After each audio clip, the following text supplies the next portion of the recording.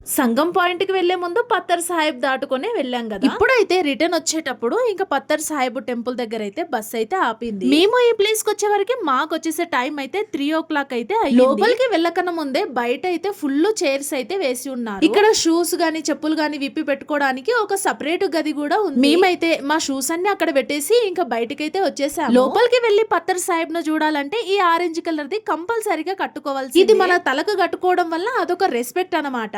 ఇక్కడికి వచ్చే వాళ్ళు ఈ ప్లేస్ మాత్రం చాలా పవిత్రమైన ప్రదేశంగా భావిస్తుంటారు. ఈ ప్లేస్ పేరు వచ్చేసి గురుద్వారా పత్తర్ సాహిబ్ అని పిలుస్తుంటారు. ఈ ప్లేస్ గురించి మాత్రం ఒక పెద్ద స్టోరీ ఉంది, కానీ నేనైతే షార్ట్ కట్ లో చెప్పేసాను చూసే. ఈ ప్లేస్ కి వచ్చే వరకు నాకైతే ఇక్కడ ఉన్నది గురునానక్ అని అస్సలే తెలియదు. గురునానక్ గారిది పంజాబ్ లడక్ ఎలాగొచ్చారో చూసేయండి. 1517వ సంవత్సరంలో కాలినడకలో అన్ని ప్రదేశాలు అయితే తిరుగుతూ గురునానక్ గారు ఈ ప్రదేశానికి అయితే వచ్చారంట. ప్రతిరోజు ఈ ప్రదేశంలో గురునానక్ గారు అయితే ధ్యానంలో ఉండేవారు. ఎదురుగా ఉండే ఆ మంచు కొండల పైన ఒక రాక్షసుడు అయితే ఉండేవాడు. గురునానక్ దేవ్ ధ్యానంలో ఉండే రాక్షసుడు ఒక పెద్ద బండరాయిని గురునానక్ పైకి అయితే విసిరాడు. అయితే ఆ రాయి గురునానక్ గారిని తాకగానే ఒక మైనం లాగా అయితే కరిగిపోయింది. గురునానక్ గారికి ఎంతవరకు ఆ రాయి తగిలిందో ఆ ప్లేస్ మొత్తం ఆయన షేప్ అనేది వచ్చేసిందంట. ఆయన శరీర ఆకృతి ఎలా ఉంటుందో అలాగే ఆ రాయి కూడా ముద్రించబడి. ఈ ప్లేస్ కి సంబంధించిన విషయం అయితే ఇదే అన్నమాట. మనం ఒక ప్లేస్ కి వెళ్ళినప్పుడు అక్కడ కొంచెం వింతగా అనిపిస్తే ఖచ్చితంగా దాని గురించి తెలుసుకోవాలనిపిస్తుంది. ఈ ప్లేస్ గురించి నాకేమంతా తెలీదు,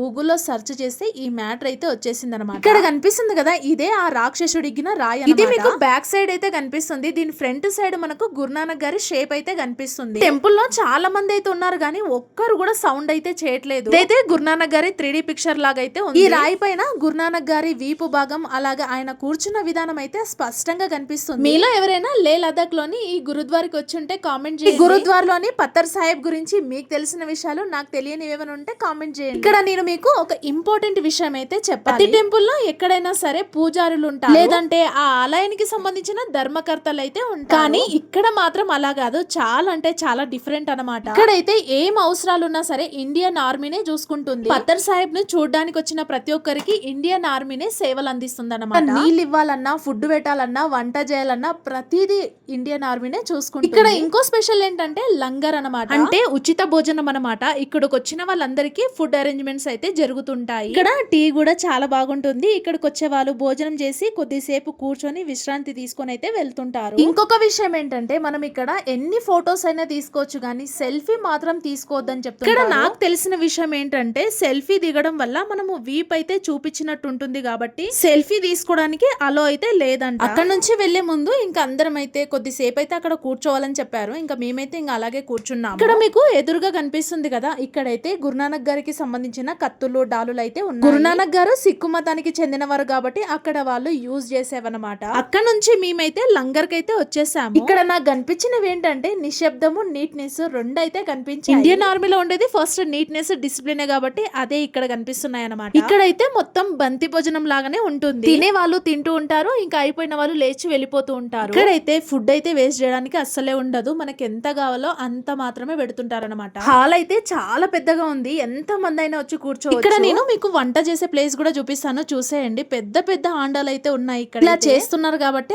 అందరికి ఫ్రీ సర్వీస్ అనేది అందుతుంది. ఇక్కడ మేమైతే ఇంకా తిన్న తర్వాత హ్యాండ్ వాష్ అయితే చేసుకుని అక్కడ నుంచి ఇంకా బయటికి అయితే వచ్చేసాము. ఇప్పుడు మేము ఇంకొక ప్లేస్ కి అయితే వెళ్తున్నాము. ఇంకో ప్లేస్ అంటే వేరే ప్లేస్ అయితే అసలే కాదు. ఈ పత్తర్ సాహిబ్ ప్లేస్ అయితే చూసాం కదా, దానిపైన ఇంకొకటి చిన్న మందిరం లాగా అయితే ఉంటుంది. గురునానక్ గారు ఫస్ట్ అయితే అదే కొండ పైన ధ్యానం చేసేవారంట. రాక్షసుడు ఆ కొండపై నుంచి రాయిని గురునానక్ గారి పైన ఎగ్గినప్పుడు ఆ రాయి దొర్లుకుంటూ కిందికి వచ్చిన ప్లేస్ కి అయితే పెద్ద మందిరం అయితే కట్టించారు. ఇక్కడ కనిపిస్తున్న ఈ స్టెప్స్ ఎక్కి కొండపైకి వెళ్తే గురునానక్ గారు ధ్యానం చేసిన ప్లేస్ అయితే కనిపిస్తుంది. నా వెనకాల ఒక పెద్ద కొండ అయితే కనిపిస్తుంది కదా, ఆ కొండపై నుంచే రాక్షసుడు అయితే రాయి అయితే విసిరాడు. గురునానక్ గారు మొదటగా ధ్యానంలో ఉన్న ప్లేస్ అయితే ఇదే. ఈ ప్లేస్ నైతే ఒక చిన్న మందిరం లాగా అయితే నిర్మించారు. ఇక్కడ కూడా సిక్కు మతానికి సంబంధించిన కత్తులు డాలులు అయితే ఉన్నాయి. ఇలా పెట్టడం కూడా సిక్కు మత ఆచారమేనంట. ఈ ప్లేస్ మాత్రం చాలా అంటే చాలా ప్రశాంతంగా ఉంది. ఇక్కడ ఈ ప్లేస్ వచ్చేసి చుట్టుముట్టు కొండల మధ్యలో రోడ్డుకు పక్కలో ఉంటుందన్నమాట. ఇక్కడ ఎదురుగా కనిపిస్తున్న ఈ కొండ పైనే రాక్షసుడు అయితే ఉండేవాడు. ఇంత దూరం వచ్చి మేమైతే ఈ ప్లేస్ ని చూస్తున్నామంటే చాలా హ్యాపీగా ఉంది నాకైతే. మన చిన్నప్పుడు మనమైతే గురునానక్ గురించి సోషల్ బుక్ అయితే చదువుకున్నాము. గురునానక్ గురించి గుర్తుందా? గుర్తుంటే కామెంట్ చేయడం మర్చిపోకండి. ఇక్కడైతే ఒక చిన్న షాప్ అయితే ఉంది.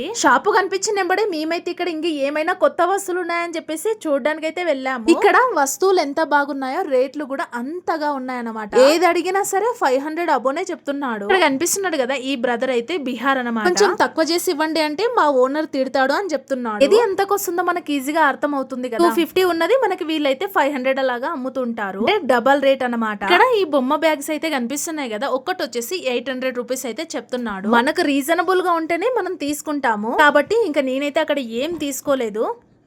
క్యారెట్ है इसका इसका विषय 500 कम नहीं है.